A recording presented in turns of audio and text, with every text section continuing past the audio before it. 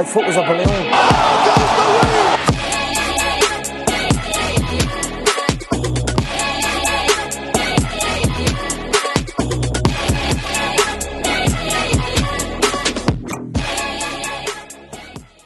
Anyway, welcome to Faber Fight Club, episode 13.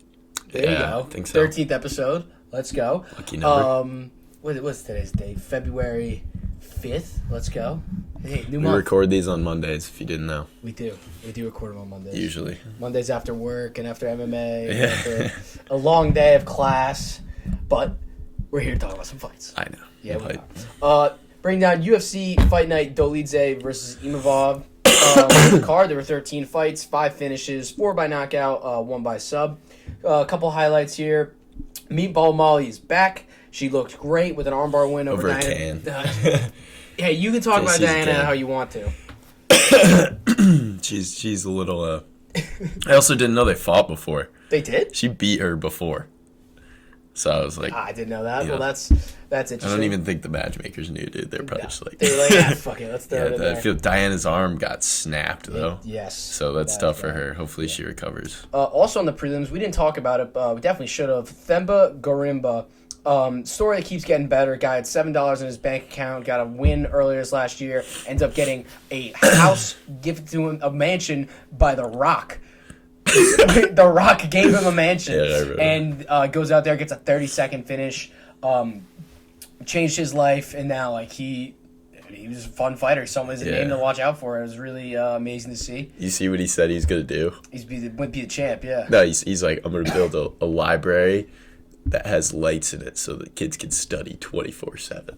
I love it. I was like, oh my god, dude. That's beautiful. That's my heart. Beautiful. That's my heart. And also want to mention Randy Brown had a sick KO over Muslim Salikov. That was awesome. Just caught him. That was So beautiful. sick, yeah. That was beautiful. Good for him. And hey, Randy, 5-1 his last 6. It's looking good, dude. He's looking good. He's looking better. But for the co-main, Renato Moicano and Drew Dober. Moicano got a decisive decision victory and then nailed the post-fight. And because he nailed the mic, everyone's going to forget about how semi-boring his performance was. Yeah. If you're gonna be boring, you gotta get on the mic after and be like, "Fuck you guys," you know what I mean? He's the man on the mic though. Yeah. He's awesome. Well, he's just he's crazy. I don't even know what word I'm allowed to use to describe him, but He's crazy. he's fucking nuts, dude. Bro, he was saying, "My dad is 62, just had another kid. Yeah. I'm gonna have another kid when I get back home." And it's not even an act. He just talks about the shit he's thinking about. He's like, "Yeah, my dad's having what are you doing, dude?" And he's like, I love America. You all disrespect America. You disrespect America, motherfuckers. he's like, "Wanna become a cop and kill the bad guys?" And I was thoroughly laughing my ass off listening to him talk. But even the same thing for there's talking about Patty potentially from Moicano. That'd be a Moicano good Patty, fight. that'd be awesome. That would be fantastic. That'd be fun. And It's also not a terrible fight for Patty. No. Out of everyone up there, dude. No, he's not. I actually. If I'm him, I'm dodging a lot of guys up there. Yeah, I'm done. Well, Moicano, I'm okay with. Moicano Matches up perfectly, low key. On the ground. I still think jiu-jitsu. Moicano's way better. I think so Moicano's too, way but better. But Moicano's not a good striker. well, it is. He's not. He's okay at striking. He's not a terrible striker. Yeah. But let's say this for Drew Dober, even though he lost, he's still the Giga Chin. He's still fun. If you give him a fun matchup, let him swing and bang out there. This was a rankings fight, and I love Drew, but he's not to the top anytime soon. No, he's not. His stock's kind of permanently stuck in one place. But win it's or a good lose, place, though. it's a place he's great gonna place. make money and retire. 100%. And he's always gonna be fighting in semi. Co-main event on this card. If you put him on a pay-per-view and give him a fun fight, it could win fight of the night and could steal the show. Exactly. And so nothing. So his stock is permanently. No, he's right around. He even said he's like, I'm the Donald Cerrone of this era. He's like, I'll fight anybody, I don't care. And he's a goat. I like him, man. I love it. And for Moicano, hopefully Patty fight, that'd be really fun. That'd be really fun there. Now for the main event, Roman Dolidze and Nasruddin Imavov. Imavov won a very decisive majority decision. Man, I was wrong about I know, Dolidze. dude. I was thoroughly disappointed. You're in the rankings. You want to say this guy is great at some area. He's ranked 9. He should have beaten Vettori. Should have been in the top 5. And his performance against Imavov was horrendous. He looked like he didn't belong at all in that octagon. Yeah, I mean, from what I watched, dude, it's like I don't get how he could be that good in a 3-round fight against like a staple like Vettori, and then just like he looks like he hasn't been training since then. He looked maybe it's not his night, like maybe something happened, I don't know, but like I don't even know what to say. Like, if Imavov looked good, I didn't think Imavov was a world beater. Yeah, it sucks for him too that Dolidze wasn't doing good, because like if he shows up, then maybe Imavov wins like a tight one, and it's like, wow, these guys are good, and Imavov's like up next. I would say, now it's like, and even Dolidze was just a clinch fest. He had no offense at all. He had no defense. He was getting hit at will. Imavov, I would say, is striking. He's a great striker. He really is. And when he just gets to stand in front of you and do his thing, he looks fantastic. And I mean, even that the head kick that landed, that was like the DQ shot or whatever, or like the that Dolidze's playing pussyfoot with his hand, and I mean that was he watched the Arnold Allen fight and was like, this I like that. That shit works. But again, like for me, my stock in Imavov doesn't. I don't say all of a sudden he's a contender. I still think he is a very good fighter. Now for Dolidze, like I would make him fight someone out of the rankings. I would make him fight someone right now, like this, where you gauge someone. It's like, do I think you could beat Bo Nickel? And now I'm like, Bo Nickel would fucking He's smash kind of a killer, him. though, dude. He's kind of a killer. I don't know. I just didn't. It was such a. It killed. I guess all for where they are, For what he went out there and did, I was just like, this is horrendous. Yeah, it was really bad. I actually feel like if Imavov like with I'd say like a better win, you know what I mean? Like if it was like this like crazy display of like athleticism and all this shit, and then he won, might be like, dude, let's throw this guy against like Bo Nickel, like you're saying, because he's kind of like up there now. But like when you're up there, I'm saying like Dolidze, like yeah. But like Imavov, like he wins, but like the matchups that he can now go up with, no one's gonna be like, oh, I want to see that. I still think Ikram is better. Like Aliskerov is better than both these guys. Yeah. And like I'd say, like if you can book, because Ikram was supposed to fight like the next week, like book Imavov and Ikram again. Rebook that. That's the fight that should be made, because then you can actually gauge. Another fight night. Nah, I'd put that on a pay-per-view 3-round. I don't know, dude. After that Imavov shit. Back to the Apex, dude. Back to the Apex. Well, no, I don't think it was on. I'm sorry. Jesus Christ. Oh, that was fucking horrendous. After, I don't think it was a slight on Imavov. It was just more. It was more. I think Dolidze was so bad that you couldn't even tell if Imavov was good. Like that's really it. Yeah. And also, it says to me that Hamzat's better than both these fucking guys, like for middleweight, and like the people are like saying that Hamzat doesn't. Oh, we don't know. He's never fought. Like, his performance against Usman, however questionable it was, way better than what those two could fucking do. Yeah, Usman would kick these guys' Usman would kick these guys' ass. So, I don't know. But, whatever. That's that fight night. I mean, I had fun watching it. There's some good fights, some really good moments. But, you know, that's... that wraps up. The early part of the card was good. Like, I was... Yeah, it was good. There was a lot of good stuff. And Molly winning, like, that was great. But... Again, not a fully loaded fight night card. Yeah. You know, it wasn't one where we were like, there's 10 fights that are great. Like, there were some good fights that were good. I know. You know? Yeah. But that's all right. Now we're moving on to our casual question of our week from our boy Manny. He said, Manny. He's a guy, he supports us. He DMs me a bunch on the Instagram. He's the man. He said, should Alex move to heavyweight? No. Don't do that. Eventually, for the fun of it, maybe. If he could get a title shot immediately against someone where it's like, ooh. Well, dude, but it's so different. Why not, bro? It's so go down different. in history, dude. It Triple would. champ. Oh my god. Well, the thing is, it's it's such a big jump from heavyweight. He'd have to take time off. He would have to take time off. Put on. He's got the power though, dude. Oh no, the power, but dude, I really think Aspinall's going to be the guy once John retires. I don't. I would wait for. I would wait for a striker with no ground game whatsoever to go in there, and then Alex maybe. But for right now, and Alex is 35. He's not like super. He doesn't have time to. He doesn't have time to win like, this belt, or he has it, but keep fighting, take time off, and then fight at heavyweight. He'll be 39. Yeah, his chin will be nothing. Well, we'll see. But that for me, I'd say that's a no. I would stay at light heavyweight. He's gonna. I really think he's gonna beat Jamal Hill, and then I think a lot of guys like it doesn't. The wrestling just doesn't. I don't know. And maybe as he comes back, there's still options there at light heavyweight. But yeah, that's our casual question of the week. It's a good question. It's a good question, Manny. Honestly, I would like to see a triple champ, but the time's not right, and I don't think it ever will be either. I think Hamzat had potential for it, but he couldn't make weight at welterweight. He couldn't do it. Dude, nah, he's not doing shit light heavyweight. I mean, he can't even beat Usman, bro. Hey, he did beat Usman. I know. Well, listen, in my head, Usman just won, dude. He walked in there. Remember his face before that fight? He was doing that skit, all the edits on TikTok. Then he goes in there and gets his ass kicked on the feet. He broke his hand. I don't care, dude. Rose broke her hand in her fight and still put on a show better than that, dude. That arguably, I guess that's a good point. But still, it's the same thing. It's preventing them from using one of their hands. Whatever. I still think Hamzat's grappling. Big scary dude. He's like, hey. I don't want to do it anymore. Fuck you. That's my guy. He's on the wall. He's holding his hand, dude.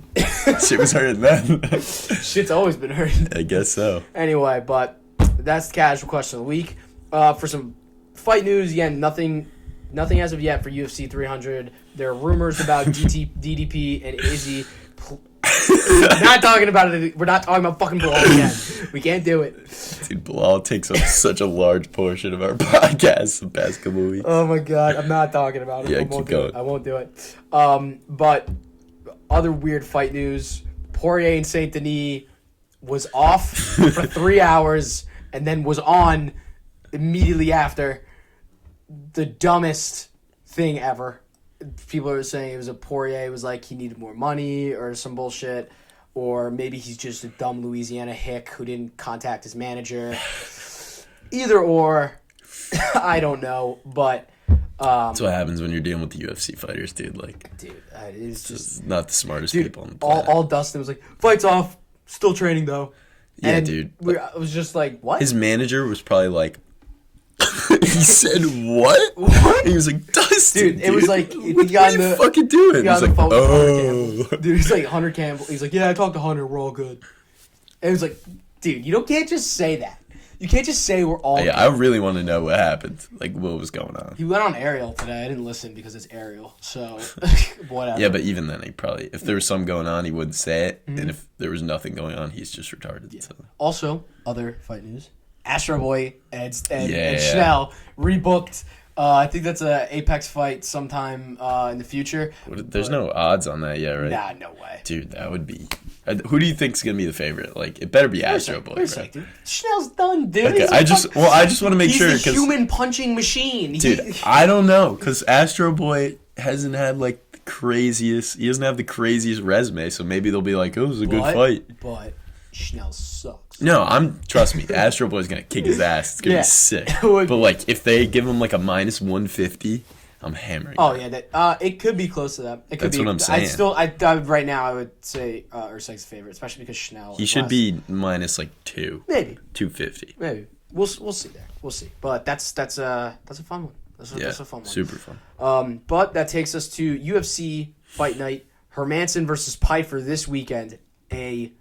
In my opinion, much better fight card for at least the main card. Yeah, Drew Dober was holding. He was carrying. Drew Dober was carrying that and then card, he got man. Fucking grapple mission. It's tough. But the first fight on the main card, Rodolfo Vieira versus Armin Petrosian.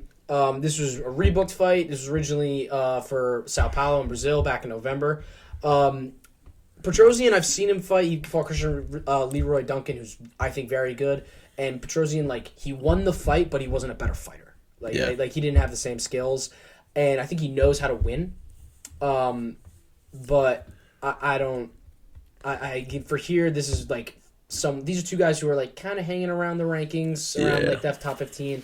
Vieira, he's got like I think all his wins are by finish, 8 subs, 1 KO. I did see Petrosian get mauled by Kyle Bahalio. Yeah, so that was on the ground, right? Yeah, on the ground. So I think when they were on the feet, though, it was like it wasn't like I think he landed more shots. Yeah. Well, Petrosian's a good striker, but I think which is interesting. It is interesting, but I'd still say for me, I'd lean slightly towards Vieira based on what I saw from Petrosian on the ground. So that's just where I'm leaning there. Dude, I also saw that the Vieira guy shot 20 takedowns on Chris Curtis. It landed none.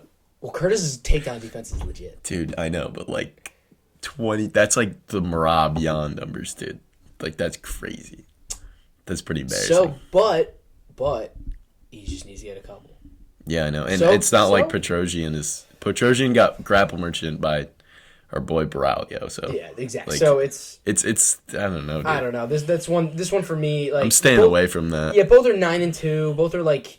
I think it could be a sneaky banger. It could be. This could be a sneaky banger. Yeah. But for me, that one's just like definitely one to look out for, but not one I have a lot of action. Yeah, you don't need to like. No, but moving on, Michael Johnson versus Darius Flowers. Fucking love Michael Johnson. 22-19. That's crazy. 22-19 record. Michael Johnson. We've said it a few times. Someone has Michael Johnson's disease. It means they can beat literally anybody, but they could also lose to literally anybody. Michael Johnson knocked out Dustin Poirier, beat Prime Tony Ferguson, and I think he beat who the hell? He beat like Edson. Like he beat like some of the best fighters on the planet. Yeah, I don't know if it was Edson. It was someone. But he went to war with Justin Gaethje. Landed one of the hardest shots. Arguably should have finished him, bro. Yeah, and he landed one of the hardest shots ever on Khabib. Yeah, he was like one of the only guys to rock Khabib. And he's been slept by Josh Emmett and like so many other people. Josh Emmett's a murderer. He is. He lost to Clay Guida, dude. Michael Johnson lost to Clay Guida. Dude, Clay sneaky, man. It was a decision. I was like, you have fucking 3 rounds against Clay Guida. You couldn't. Yeah. Jesus, he's a dog. Yeah. And also, he is a dog. But he's fighting Darius Flowers. Flowers was a very winnable matchup. I watched Flowers fight Jake Matthews back in the summer, and Jake Matthews like dogged him. It was a pretty easy fight for him. So I'd say for Mike, he's good though. Jake's good. So Jake's good, but Michael Johnson's Michael Johnson. He is coming off that fucking scary knock. He got flatlined last year. That was scary. Mm-hmm. That was really scary. How long ago was that? It was a year ago. All right, maybe less actually. It might be less. I don't know. At least he's had time, you know. He's had time to recover, but hopefully you get a nice fight from Mike. Go out there, get a win. I'm taking him. Yeah, he's the type of guy that makes or breaks your parlay. He is. Like, you're either like, how? Or you're like, there we go. You know what I mean? So, yeah. We'll see. We don't know anything about this Darius Flowers guy, I think. No, not so. Well, from what I saw, I wasn't impressed. I was like, this guy's not that good. Yeah. But he's coming off he won on the Contender Series, UFC debut, didn't look amazing, but whatever. We'll see what happens. Yeah, I'm excited to. This is going to be watch like Michael Johnson fight. Yeah, I'm down for that. Yeah, for sure. But moving on also to third fight. Sorry. We got a couple more. That's my bad. Ihor Potieria versus Robert Braychek. I think that's how you pronounce it. I don't know. These guys. So Potieria had the fight of the night in the Austin card. He went to fucking war was a sick with card, Bellato. too. Yeah, it was a sick card. And now he went to absolute war with Renato Bellato, I believe. I don't know. I think that's his name. I swear I think it's his name. No way, that's his name. I might be wrong. But Renato Bellato. Bellato is his last name. No way, these are real people, dude.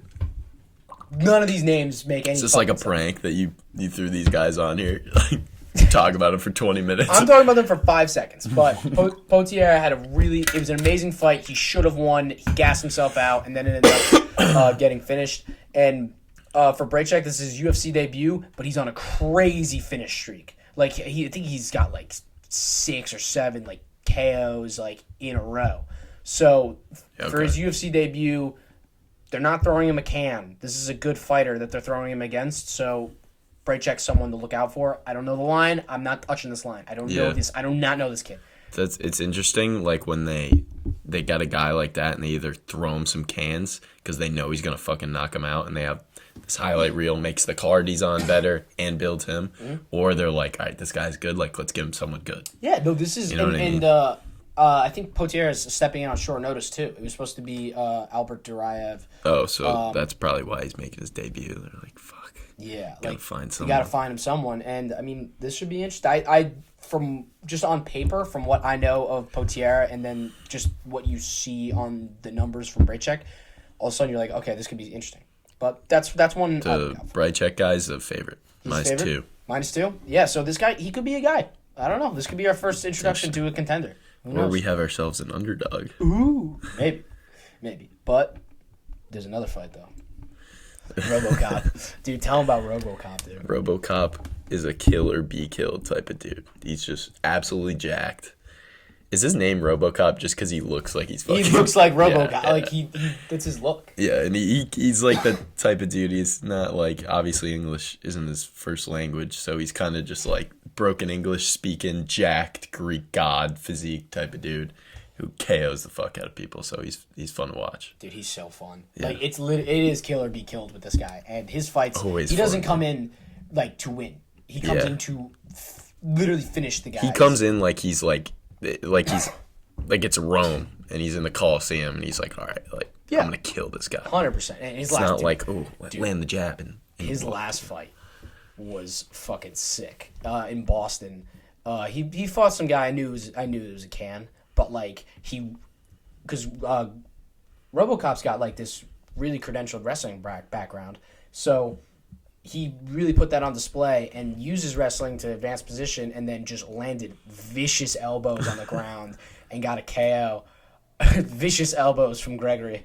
But this fight, he's taking on Brad Tavares. Tavares is kind of like the Neil Magny of middleweight.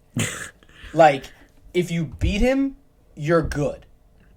But he's tough. Yeah. You know, like, Tavares... He's fought everybody.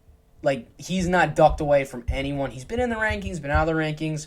But he's fought Izzy, Whitaker, and he went to war with Drakus 2 years ago, which was awesome.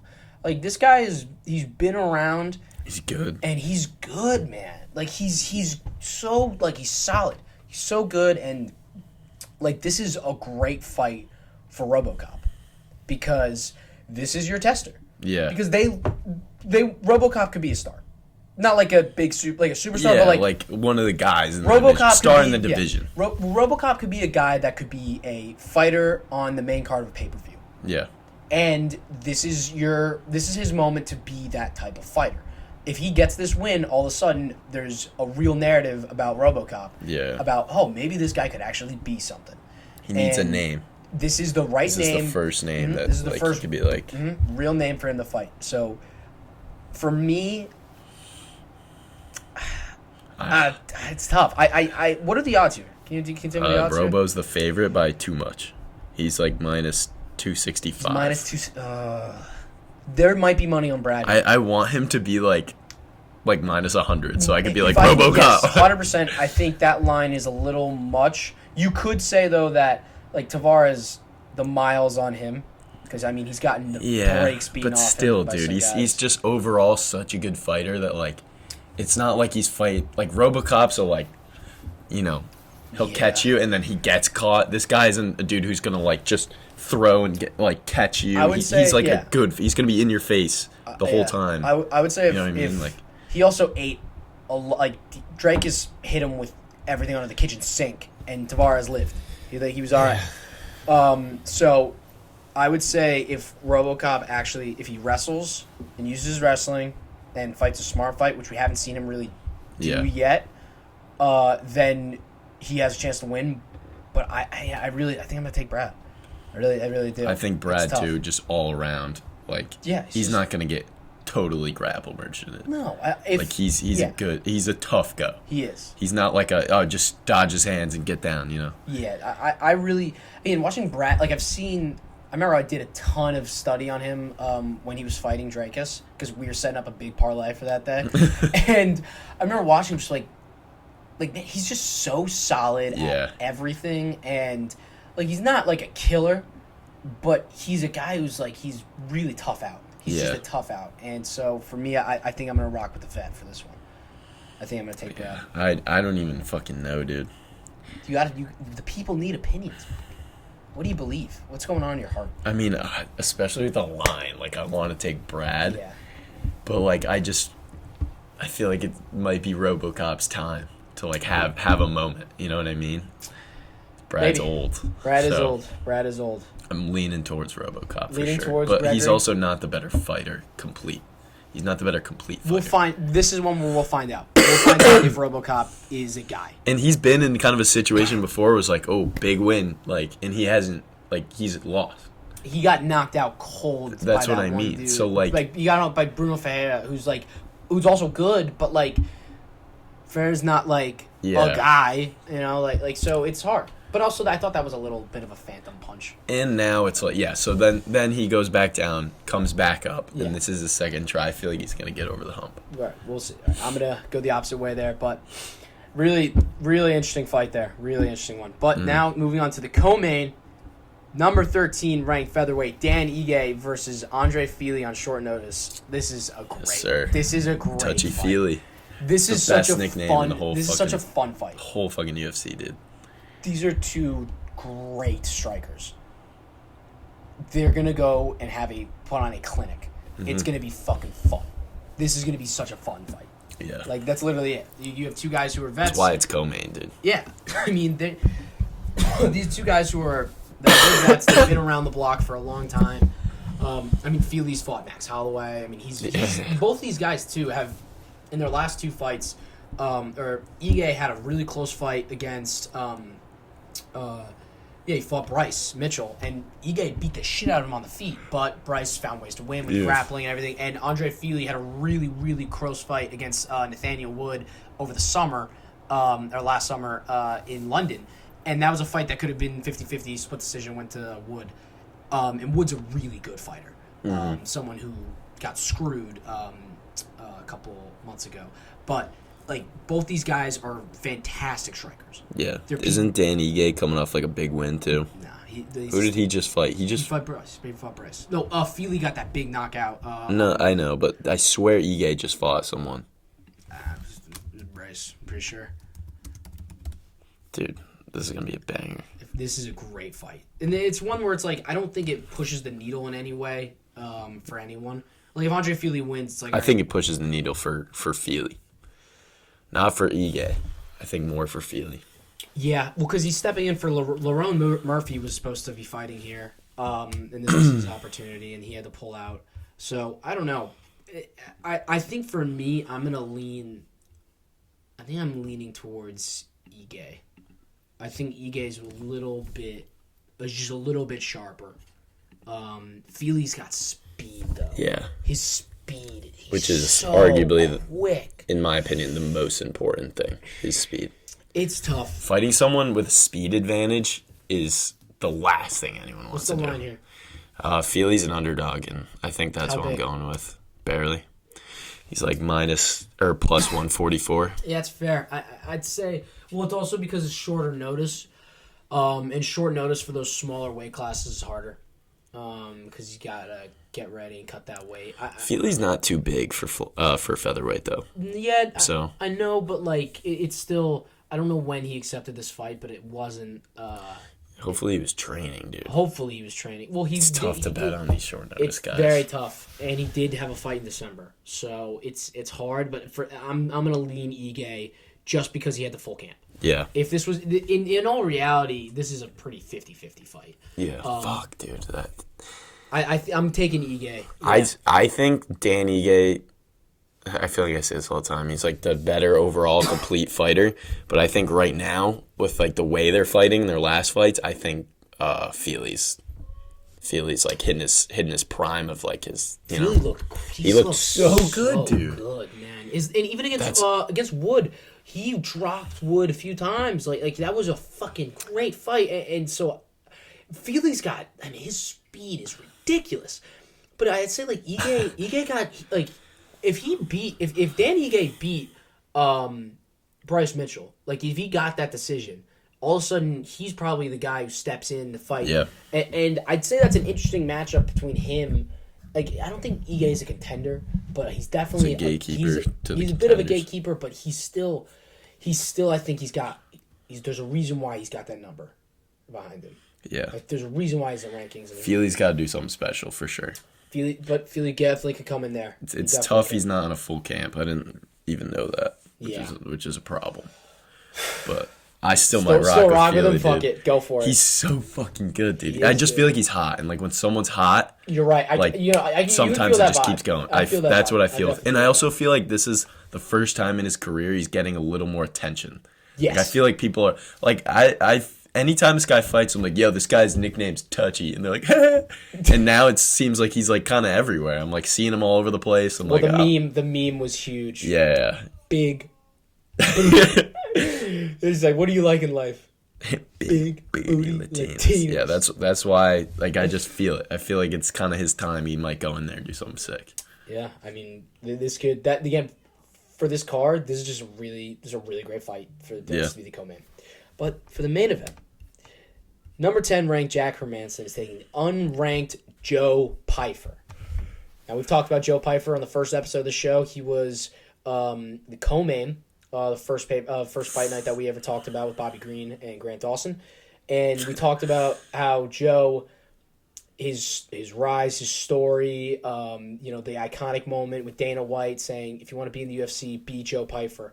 And his last fight was incredible. He did exactly what we talked about, like a dominant finish, beating somebody up on the feet, taking him to the ground, and subbing him. Yep. This is a guy, and he was just on Rogan. I mean, this guy could be a serious problem in a way. Buy his stock right now, dude. If you're gonna buy stock, buy his stock. Even if he loses, he's gonna be around for a while, dude. I mean, he literally just broke Francis Ngannou's punching record. I was gonna in the PI. He broke the punch record by Francis. He fights 3 weight classes. Crazy. This guy and his story, and he talked about it on Rogan. I listened to it. It was fucking heartbreaking what he's gone through in his life, and he is an animal. Like, and the way he mixes it all together, and it's not just power. That's the thing. It's speed. He's timing, quick. He's quick, and he's skill. He's not just wailing. A lot of guys just wail and find their ways. They're straight punch, dude. He KOs people straight punches. He's hitting people with. He's mixing it like his knockout. The 2 ones. I watched his first one, his UFC debut, and the other one against Gerald Mearshart. I mean, he's setting it up with a fake elbow, coming a fake uppercut, and he's going up top with a hook or with an overhand, and he sets it up so well, and it lands right on the chin, and you see the first guy he knocked out. He got hit, and it looked like he was like, what the fuck was that? Like, he has unreal power. Yeah. And this is a great opportunity against a guy like Jack Hermanson, who I think is well past his... this is an over-the-hedge type of fight. Like, this is, like, if Pyfer wins, I wouldn't be shocked if Hermanson retires. Yeah. I mean, he's 35. There's not much for him. He's kind of lost everyone. I would also say the guys in middleweight, this is just in my opinion, a lot of guys who are in the rankings who are nowhere near as talented as some of the guys who are unranked right now. Hermanson is, his best win is Calvin Gastelum. Yeah. He, against anyone of actual merit, like he lost to Strickland, even and now he lost to Dolidze. He got subbed by Dolidze, so now that looks awful. So now you have to question whether or not Hermanson is a guy. I will say, I think I probably give Hermanson a little more credit than you do. He's fucking athletic as shit, and he's huge for the division. He's got good kicks. Like, he may not be the most technical guy, but like at the end of the day, when you have that big of a advantage athletically, and he kind of got a chin. It's gonna be interesting to see Pyfer. If Pyfer puts him out, it would be perfect because he's like a big enough name where it's like, oh, he beat Jack Hermanson, and if he KOs him, it'd be crazy because he's not a guy who gets KO'd. I would say like Hermanson also. Who do you got?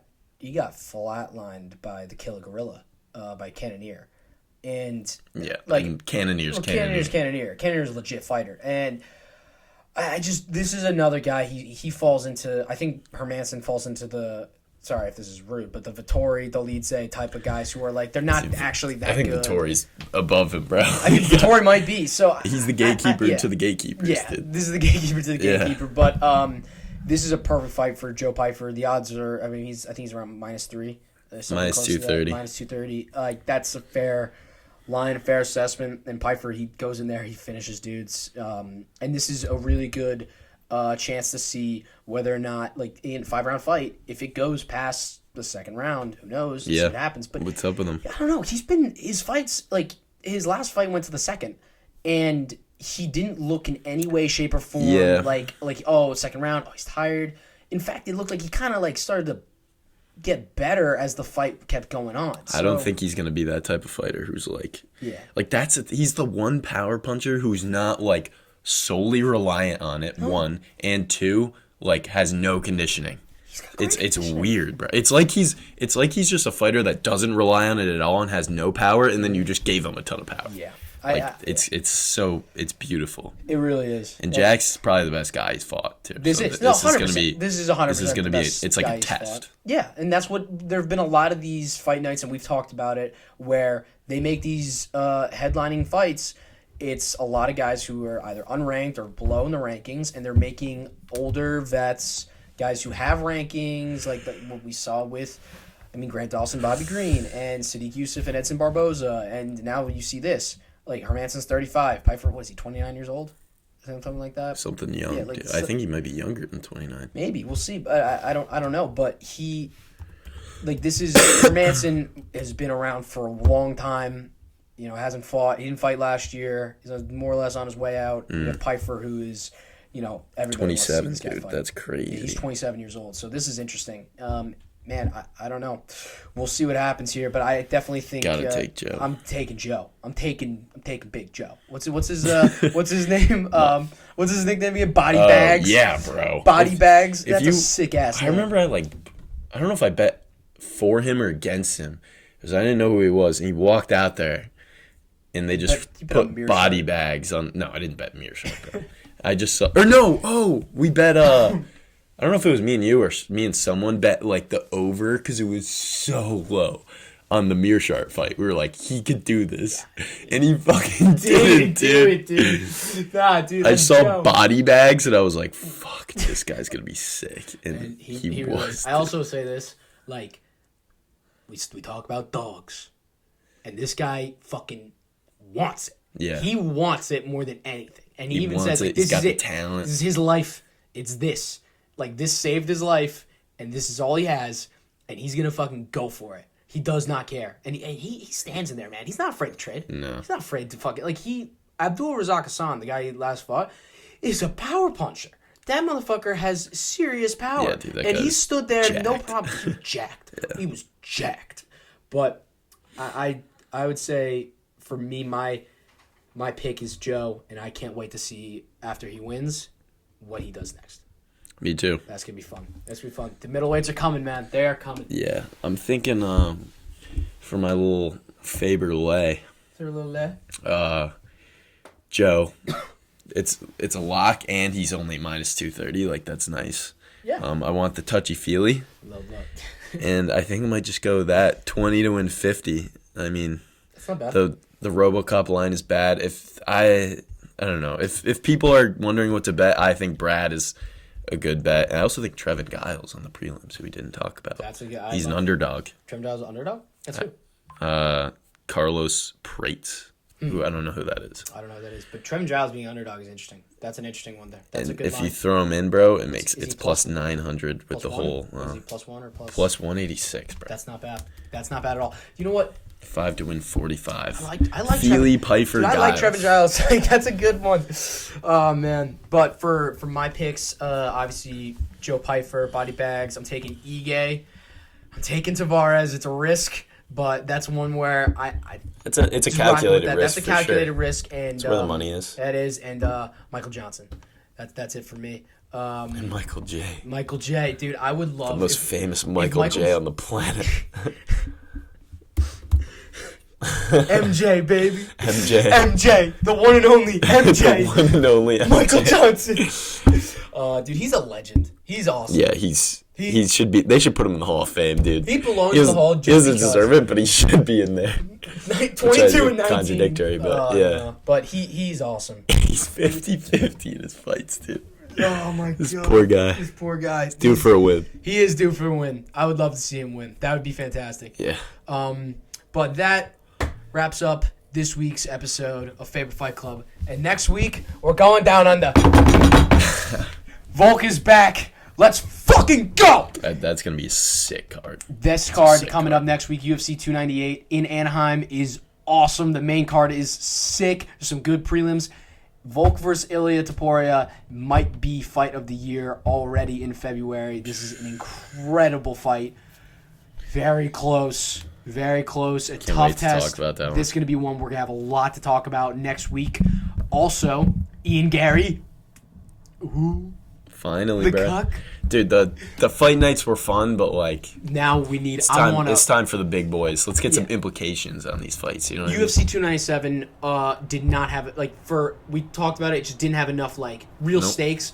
This card has serious stakes. Robert Whittaker, Paulo Costa, amazing fight. You got my boy Roman Kopylov getting his chance in the rankings against Anthony Hernandez. This man's won me so much money. Dude, he's the Kopylov. Kopilov's the man. I love him. He's the best. He's the dude. That's when it was awesome during the Mexican Independence Day card. And you were like, Ty, should we take Kopylov? Well, when was Kopylov fought on? Was that Aaron's? No, that wasn't Aaron's. That was here in September. And I was like, Kopilov's a lock, dude. He was only -2.